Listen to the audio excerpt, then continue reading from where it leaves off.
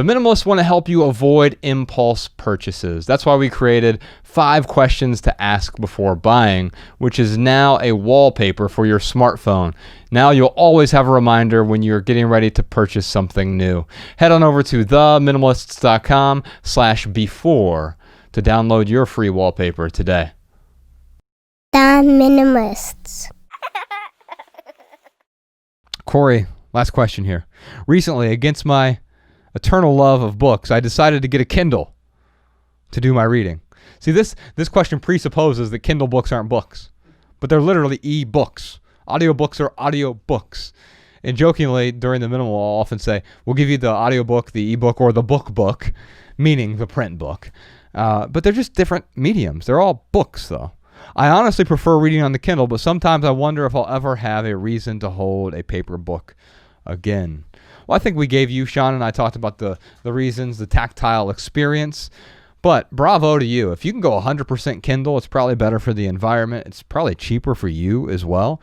And so if you don't feel compelled to have any print books, I think it's probably a better option. And I tried to, and for many years, several years, I went 100% Kindle, and I found that for some books, I did miss the tactile experience. In fact, I had a new experience. There's a third or fourth way. You have print books, you have audiobooks, you have ebooks.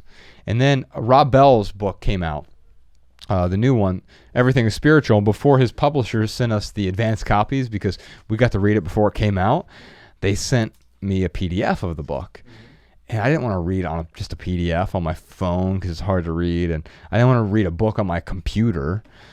And so I printed out the PDF here at the co-working space that we're at. And I printed out the whole thing, 2-sided. And it's a long 330-page book. It might have been my new favorite experience for reading a book. Because here, so I'm reading these pages like this, but it's a stack. But here's what I could do. I could pick up a stack of 10 pages. And so it's not weighing me down like a heavy book or even like my Kindle. Here's the downside to a Kindle. This book here that I'm holding, How to Be Here, I just picked up a random book. This book will never run out of batteries.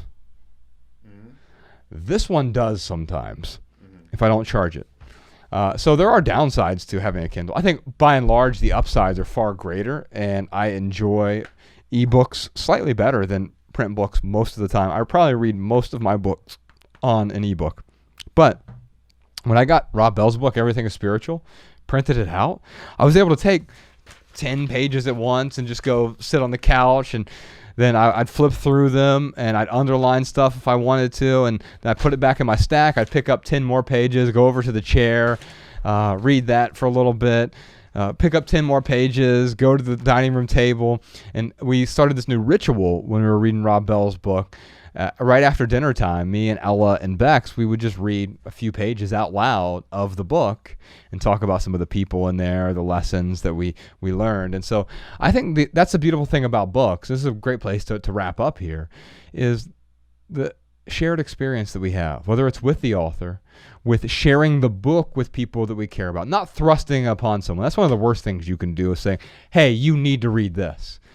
But when someone comes to you for recommendations, and you're able to add value to their life, you're able to, because then what happens afterward? I remember the first time I shared Freedom with Sean Mahalik, and I started rereading it as he was reading it the first time. And we're texting back and forth lines from the book, and this stands out to me, this resonates. And I'm sharing this whole new experience, but in a different way all over again.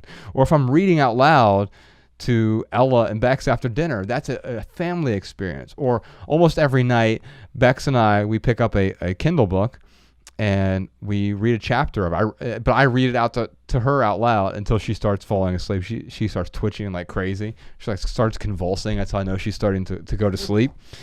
And it's like I'm reading her to sleep. It's a nighttime story, right? And we'll also read stories to Ella before, as she gets in bed. We'll pick out one of her books and read something from the Wildcrats or some other children's story that she finds value in, that she enjoys, and it puts her to sleep as well. And so it's more than just the solitary experience. It's more than solitary confinement, although books are great for that as well. But it opens up a whole new world in the real world for you to share these experiences with other people. And that's the opposite of clutter. That's real value.